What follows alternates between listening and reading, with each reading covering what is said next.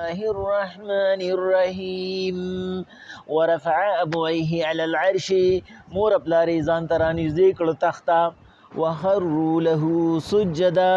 ټول ورته تعظیما په سجده شو وقال اویل یوسف علیه السلام یا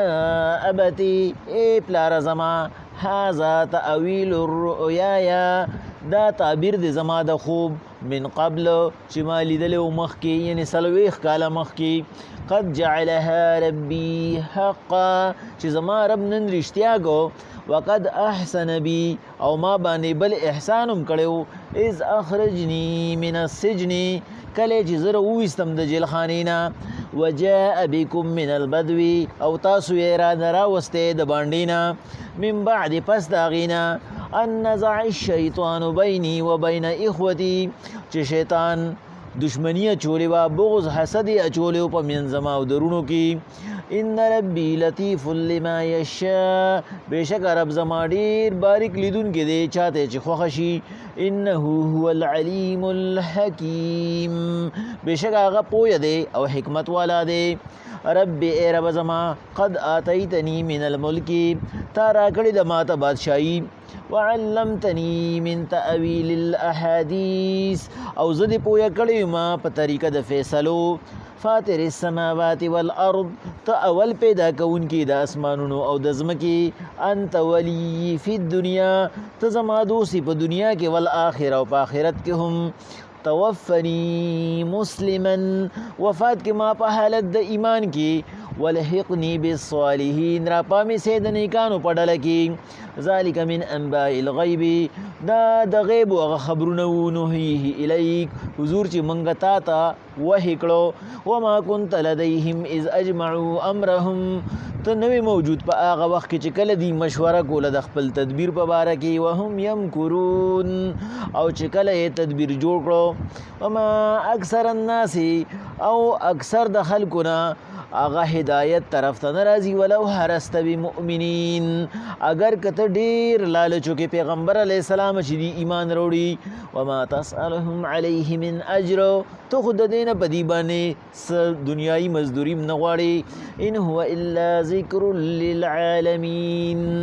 دا خو نصیحت ته د پالون کې د تمام مخلوقاتنا الله پاک وی پیغمبر علیه السلام چې کله داغي غون خاندان چې د صحیح قول مطابق چې تفسیر قرطبی راغسته لري 83 کسانو د یعقوب علی السلام زامن نوسی کړوسی د زامنو او د لونو طرف نه ځکه چې مونږ ویلو سلور لونه موي او ټوله واده وی نو 83 کسان چې په دې کې یو قول د 73 یعنی د درې او یاوم دی خدا صحیح قول چې کم دی زیات چې امام قرطبي ولا ترجیح ورکړی د درې اتیا کسانو دی دا د کنعان نه مصر ترال یوسف علیه السلام ورلمخ لوته ځکه چې مخکې ردی عبارت نه مونږ ته اندازه لګي چې هغه وی ادخلوا مصر ان شاء الله امین مصر ته داخل شنو کچری دی مصر ته داخل شوی خو بیا باغه دا سینه مقصد دار دی ودا د کنعان بارډر ته راغلو سرا د خپل لخر او زیات مفسرین په دی امینین کې دا خبره کوي چې اغي کله د اسونو د دوړه ولیدا چې پورا پروتوکول سره چې کوم دی یوسف علی السلام تله نو دا اغي خودوره امید نو په دې وجاغي اریان شو شهر په دې ملک باندې چتا حمله وشو یا مونږ پسې چته دیره روان دي چې بایدا دومره لوی قافله را روانه دي ته مونږ لخر کشي گئی نو چې کله یوسف علیه السلام ته اندازه ولګید چې دغه قافله ده نو اغي سپینه جنډه اوچته کړه او ته وی ان شاء الله امینین بزله کې یاره مراولې ک الله وخت په مصر کې په امن یې مونږ تاسو استقبال لراغلیو نو چې کله یو ځای راورسېدو دربار ته را داخل شو نو الله وی ورفع ابويه على العرش خپل مور پلاری تخت راوچت کړ اوس دا مور پلاری سوګو پلاری خپل وو خو مور همغه ویلو چې په ماشوموالي د بنیامین کې وفات شوی و نو په دې باندې صحیح قول چې کوم مفسرین را نقل کړي د خاص کر امامي رازی سے په تفسیر کبیر کې هغه وی د ترور وا چې کوم ترور کړ دی اوسېدو او بعضی وی عربیان چې کوم دین ترور او ماسی هغه دواړه په یو لپس باندې چې کوم دینو بلیغی ته تره ته پلار وایي او ترور ته مور وایي او ماسي ته مور وایي. نو دی هغه ماسي وه چې مېرانه سې مورې وه. هغې یې راوچت کړه ځان سره یې په تخت کېنولو. وهروا له سجدا نو ټول ورته تعظیما په سجده شو. اوس دا تعظیما سجده څه وه په دې کې به مختصر دوه خبرې وکړو. یوه خبره خدا ده چې کوم مفسرینو په اسانه حل کړې ده چې دا سجده په دین د یوسف علیهم السلام کې دا روا وه. ځکه چې دغه وخت کې د یوسف علیه السلام قانون چلېدو نو د هغې په قانون کې دا روا وه. او چې کوم عام مفسرین دي نو هغې وایي چې دا سجده نه وه دا انحنا وه. دا چې موږ ټیټېده کوو داسې په دې ځای باندې په سینه لاس کېږدو او لغونته کې داسې کوو دغې ته سجده ویلی شي. دغه تعظیما زمونږ په دین کې دغه نشته. زمونږ په دین کې سجده هم نشته او سر ټیټول هم نشته. زمونږ په دین کې لاس کولول او خپې ښکلول شته. ستا مور ده، ستا پلار دی، ستا مشر دی، ستا پیر دی، ستا عالم دی، ستا بل نږدې دوست دی، ته هغه له تعظیما لاس کولولی شي، ته هغه له خپې ښکلولی شي، خو ته هغه ته نه ټیټېدی شي چې په دې ځای ورته لاس کېدی او داسې کې وده. دا د غیرو انداز دی او نه ته هغه ته سجده کولی شي. دا دواړه څیزونه منه دي. الله پاک وایي وقال چې کله دې حالت ته یوسف علیه السلام وکته ووی یا ابتې ای زما پلاره هذا تأویلو دا خو تعبیر دی رؤیایا زما د هغه خوب من قبل چې ما مخکې لیدلی و 40 کاله مخکې مې خوب لیدلی و چې 11 ستوري او 9 سپوږمۍ هغې ما ته تعظیما په سجده دي. بس خو دا حالت دی که نه دا ټول چې کوم دی نو دوی زما تعظیم کوي. یعنی مقصد ته نه څه دی چې خوب او د هغې تعبیر دا ټک په ټک نه. بعضې وخت کې خو الله ته منظور وي نن خوب وویني او سبا چې کوم دی نو د هغې تعبیر میلو شي او بعضې وخت کې داسې وشي چې کلونه پې تیر شي چې لکه دا 40 کاله پکې تیر شو د یوسف علیه السلام په خوب او په نتیجه کې. الله پاک وایي پیغمبر علیهم السلام یوسف علیهم السلام چې کله پلار او مور سره ورونو سره کېناستو نو چې کله سړی د دوبۍ نه یا د سعودي نه راشي نو چې کله کېني دوستانو سره نو چې بیا به کمې سختې تېرې شوي او کمې راتې نه هغه ورته داسې ووایي خو سختې ورته ډېرې وي او راتې ورته کمې وي. نو که دا زمونږ ستاسو غونته کې خلک وي او خپل روداد یې ورته بیان کړی وي ټول به پې جوړولي. خو یوسف علیه السلام هغه لوی خلک وو هغې طریقه ښیي څنګه چل به کې چې کله ستا باندې د خوشحالۍ وخت الله راوستو احسان یې در باندې وکړو نو ته به شکریه څنګه ادا کې. قد جعلها ربي حقا لومبنۍ خبره ورته هغه دا وکړه چې دا خو زما د خوب هغه تعبیر دی چې الله پاک رښتیا کو. وقد احسن بي او پلاره ما باندې نور احسانات هم کړي دي. اذ اخرجني من السجن کله چې د جیل نه راوباسلم. دی ورته ونه وایي چې جیل ته څنګه لړم ځکه چې پلار خو اسم پریشانۍ تېرې کړې وي یعقوب علیه السلام د زامنو د طرف نه او بیا د یوسف علیه السلام د طرف نه.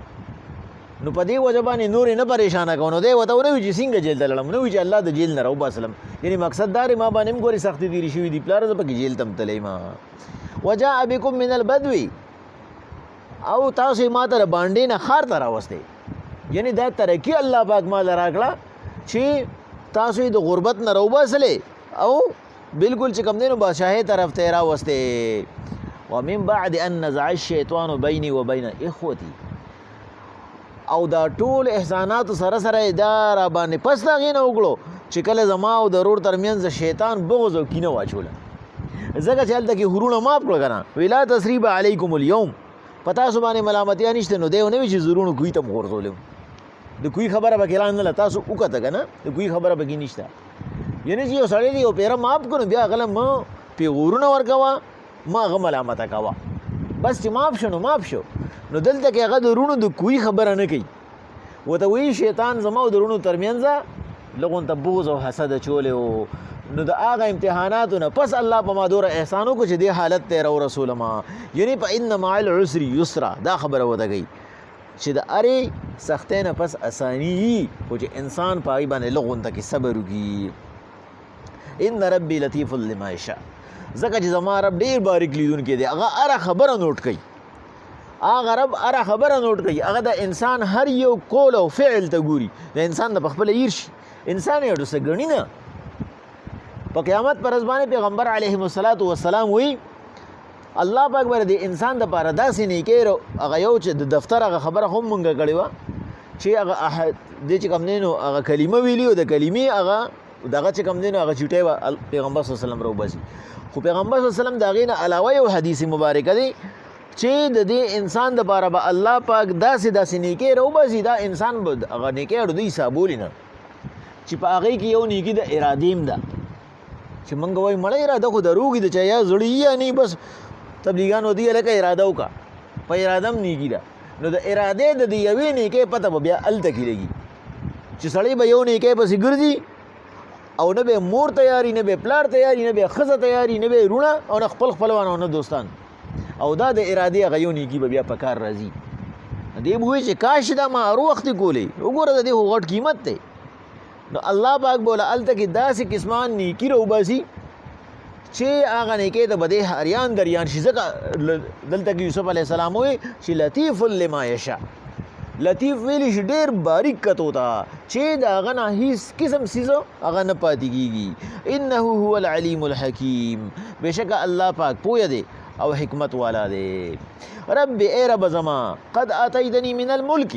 تا را کړې ده ما ته بادشاهي وعلمتنی من تأویل الاحادیث ما ته د فیصلو کولو چل خولی دی فاطر السماوات والارض اول پیدا کوونکی د اسمانونو او د ځمکې انت ولی فی الدنیا ته زما دوست په دنیا کې والآخرة او په آخرت کې هم توفنی مسلما ما وفات کې په حالت د ایمان کې والحقنی بالصالحین او راپا مې سي د نیکانو په ډله کې تاسو که چېرې دې دعا ته وګورئ په دې کې صرف وسیلې دي آتیتنی من الملک ما له دې بادشاهي را کړې ده د الله صفت دی علمتنی من تأویل الاحادیث ما درې د فیصلو چل خولی دی فاطر السماوات والارض خدای ته اول پیدا کوونکی د اسمانونو او د ځمکې انت ولی ته زما دوست فی الدنیا والآخرة نو د دې دوره وسیلو او د دې دوره واسطو وجه څه وه الله وایي یوسف علیه السلام ورته ویلي دی ټولو په خاطر باندې توفنی مسلما ما مسلمان وفات کی ځکه چې پیغمبر صلی الله علیه وسلم وایي تاسو چې کله هم دعا کوئ نو دوه دعاګانې پکې لازمن کوئ چې یو دا چې خدای پاک زما انجام بالخیر کی یو دعا به دا لازمن کوي چې ته بالایمان اوچت شي او بل به چې کوم دی نو دا دعا کوي چې خدای پاک ما له ډېر عمر راکړي چې زه به ستا عبادت وکړم او دلته یوسف علیه السلام وایي توفني ما وفات کی نو دا هغه کله ویلي تفسیر کبیر تفسیر مدارک کې امام نصفی سے او تفسیر قرطبی کې قرطبی سے اگی وایي چې کله یعقوب علیه السلام مصر ته راغی او دوی ځان ته رانږدې کو کېنوله ورته یې اوس په امن د هغه عمر 123 سالو درې د پاسه شپږ شلې کالو او یوسف علیه السلام چې دی جدا شوی نو هغه وخت د یوسف علیه السلام عمر 13 سالو او 40 سالو شو نو دغه وخت د یوسف علیه السلام عمر 53 سالو بیا یعقوب علیه السلام او یوسف علیه السلام یو ځای 24 سال تیر کړه په خوشاله 24 سالو پورې یعقوب علیه السلام هغه ژوندی و یعنی 2324 نو 47 شو 147 سال په عمر کې یعقوب علیه السلام وفات شو نو چې کله هغه ته اندازه ولګېده ځکه چې انبیاو له الله پاک هغه دغه ورکوي چایس ورکوي یاره ته نور ژوند غواړې او که نه بس ما ته راتلل غواړې دا چې اندازه ولګېده نو هغه ورته ووایي چې ګورې بچې ما به په مصر کې نه ښخې ما به خپل ملک شام ته وړی ما به د خپل پلار سره خوا کې د اسحاق علیه السلام سره خوا کې ښخې نو چې کله هغه وفات شو نو یوسف علیه السلام هغه شام ته وړو نو دی چې د کوم رور د لاسه کنعان ته راغلی چې د هغه نوم یا عیسو یا عزیزو او هغه د برغونی رورو د یعقوب علیه السلام نو په هغه ورځ هغه هم وفات شوی نو د یعقوب علیه السلام او د دغه رور جنازې یو ځای وشوي او یو ځای قبرونو نو د هغې نه پس بیا 23 ساله پورې یوسف علیه السلام ژوندی و 24 سال هغه سره تیر کړه 53 سال هغه وخت کې عمر و نو لکه 24 او 53 نو 77 شو او 23 سره نور کې تقریبا 100 سال عمر د یوسف علیه السلام د یعقوب علیه السلام د وفات نه پس 33 کاله هغه ژوندی و 33 کاله 23 سال نو دا دعا چې کله کوله نو امام قرطبي صاحب وی یعقوب علیه السلام ورته خوب کې راغی ورته وی بچی ډېر مې یاد شوی بلا عمر دې تیر کو بیا دې یوازې کړی ما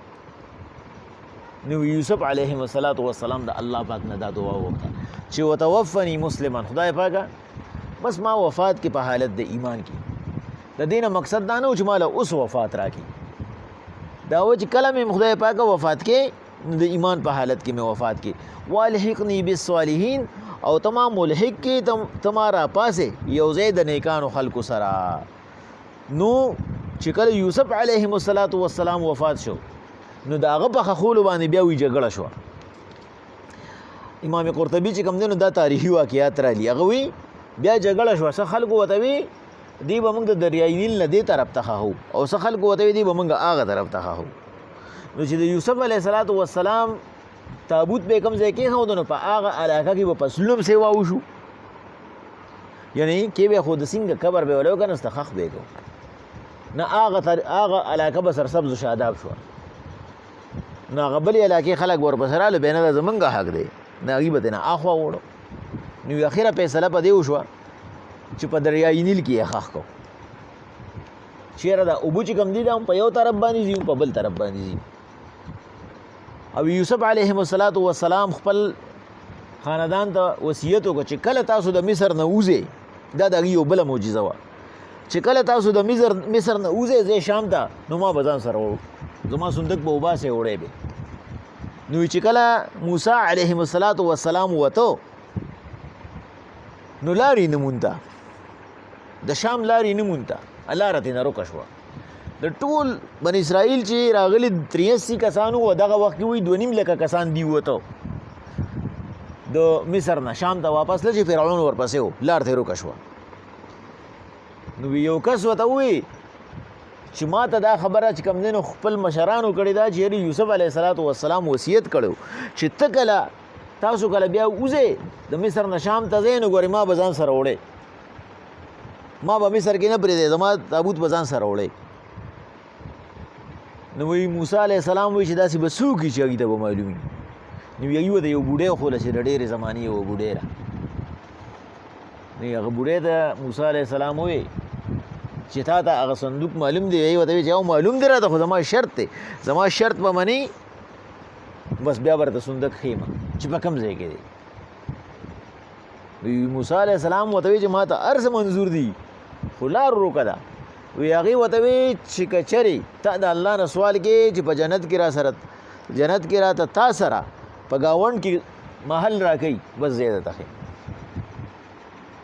په دې وجه پیغمبر صلی الله علیه وسلم له چې هغه کس راغی، هغه صحابي، او پیغمبر علیه السلام ورته ډېرې خوشحالۍ نه ووایي چې یاره سوال وکړه بس څه غواړئ. هغه ورته الله ته سوال وکړه چې ما له ګډې راکړي. پیغمبر صلی الله علیه وسلم ورته بیا ووایي، په درېیمه پیرې ورته ووایي، هغه ورته زما ګډې پکار دي. پیغمبر صلی الله علیه وسلم ورته وایي ستا نه خو د موسی علیه السلام د امت هغه بوډۍ ښه وه. وی چې هغې مستقل سوال وکړو چې کله موسی علیه السلام ورته وی بس ټیک د وایه، هغې ورته وی ستا په ګاونډ کې محل غواړم په جنت کې، او ته ما نه دنیایي څیز غواړې ګډې، بس ټیک ده لارې ستا ګډې سیوا دي. نو وي د هغه بیا دومره ګډې وي چې ځایولی نه شو، خو فاني څیز و. نو هغه بیا ورته وي چې کوم دی نه هغه ځای وښو چېرې دې ځای کې چې کوم دی د اوبو په دې رو کې د یوسف علیه السلام هغه تابوت پروت دی. نو هغه هغې راوښکړو چې هغه راوښکړو لاره ورته معلومه شوه. الله پاک وایي ذلک من انباء الغیب نوحیه الیک، دا د غیبو خبرونه دي ټول. پیغمبر صلی الله علیه وسلم چې موږ یې تا ته درکوو. یوسف علیه السلام کله تېر شوی دی او ستا زمانه کله ده، دا د یهودیانو هغه سوال و چې هغوی کوم 4 سوالونه کړي چې پیغمبر صلی الله علیه وسلم یوسف علیه السلام سره ورونو څه کړي، او د هیزر او د موسی علیه السلام هغه څه واقعیت او د اصحاب کهف څوک و، د ذوالقرنین سکندر څوک و. نو دا په هغې کې غړومبۍ واقعه وه چې الله پاک ورته وکړه. وما كنت لديهم اذ اجمعوا امرهم وهم يمکرون. او پیغمبر صلی الله علیه وسلم ته هغه وخت هم موجود نه وي چې کله دا ورونه ټول راغونډ شو او تدبیر یې جوړو. وما اکثر الناس، او زیات د خلکو نه د هغې هدایت نه نصیب کېږي، اگر چې ته ورته دا خبرونه اوس هم رسې خو د هغې په ذهن کې نه کیني. ولو حرست بمؤمنین، اگر که ته ډېر زیات حیرسناک یې، لالچ دې ستا چې یاره زه دې ته د دې ډیمانډ پوره کړم او دې ایمان راوړي. وما تسألهم علیه من اجر، ته د دنیایي څیز هم نه غواړې چې ګنې ستا پکې خپل څه مفاد دي. ان هو الا ذکر للعالمین، دا نصیحت دی د الله ر طرف نه چې پالونکي د مخلوقاتو دی چې چا یې نصیب کوي نو هغه ته به هدایت ورکړي. بسم الله الرحمن الرحیم. دا لږ بند کړه فضل الله سره یو خبره کوم.